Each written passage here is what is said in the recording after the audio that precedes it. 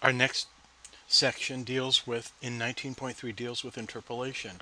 Before we start, I'd like to explain a bit of the differences between interpolation and curve fitting. In interpolation, we assume that the function is defined and that there are no uncertainties in the value of the function at some specific points. In curve fitting, however, we might be looking at the best fit of data in a set of data where we recognize that there may be uncertainty. Let me give you a specific example. If you worked in a production plant and you knew what the production rate was specifically at 9 p.m., at 10 p.m., at 11 p.m. on your production line, but you knew that the conditions at 9:45 were the ones that caused problems in your production. You might want to know what your production rate was at 9:45, but you only have the measures at 9 and at 10. To answer that, you'll need interpolation to figure out what your production rate was between your observed values.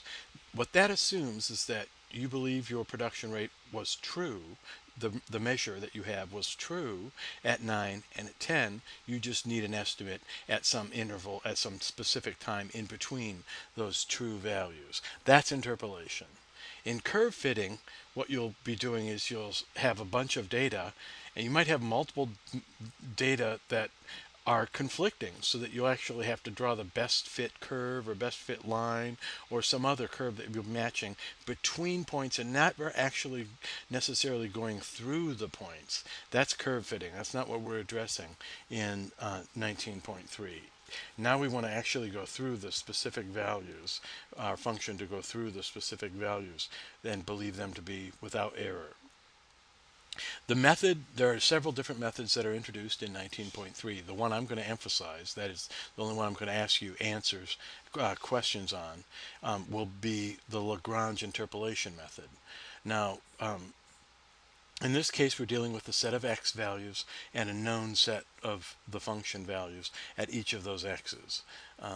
In practical cases, this might be useful in in cases where f of x is very complicated to calculate or expensive to measure, or you're just looking at historical records of data and you don't have a measure at the specific value of x or a specific set of data. Graphically, what we have is a series of x's where we know the value of the function. So we have an x0 and a corresponding value of the function f0, a value x1 and an associated known value of the function f1, an x2, an f2, an x3, and a corresponding f3. And what we might want to do now is ask, okay, for the point that's a third of the way between x0 and x1, what's our value estimate of the function? For x that's halfway between x1 and x2, what is our best estimate of the function at that point? Or something that's 3/4 of the way between x2 and x3, what's our estimated value of the function? That's interpolation, and now that's what we're looking for.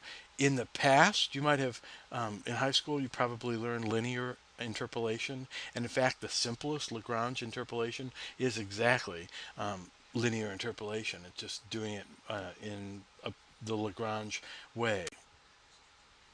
So, I, in fact, I'll just go directly to linear interpolation by the Lagrange polynomial method. We have to calculate the L0 and the L1 functions from these formulas, and these are formulas that you're going to have in your equation sheet for exam 2 and the final exam, where I might ask you questions of this type.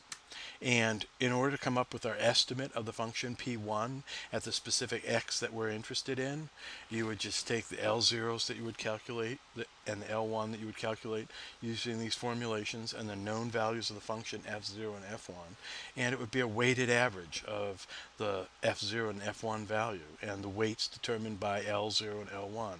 And in linear interpolation, this is something you probably do without the formulas, but now you'll have a specific formula. But linear interpolation is not where we stop here. We actually go to higher order polynomials in the Lagrange method, and we can use those. For example, in quadratic Lagrange polynomials, this is where you might have 3 values of x's and a corresponding 3 values of f So we use the specific x's and the specific f's in this way to come up with a weighted function. Look at that bottom equation. You have the three known function values, f0, f1, and f2, and we have a weighted average of the